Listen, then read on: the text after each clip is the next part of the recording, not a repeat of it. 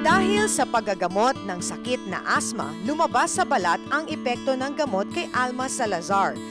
Dagdag pa ang kanyang araw-araw na pagpupuyat at sobrang stress sa trabaho sa ospital. Noong 1995, may lumabas sa skin ko ng mga rashes. So namumula siya all over, tapos itchy.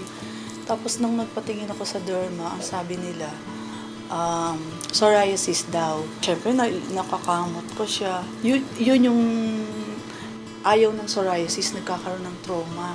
Kasi lalong dadami siya, lalong hindi siya makokontrol. Tapos may nagsabi sa akin na dealer ng Vita Plus, kasamahan din namin sa PGH. Tapos niya, sinubukan ko yung Vita.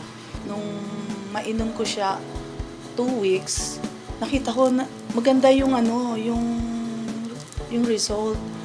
Natuyo siya, tapos hindi na siya ganong ka-itchy.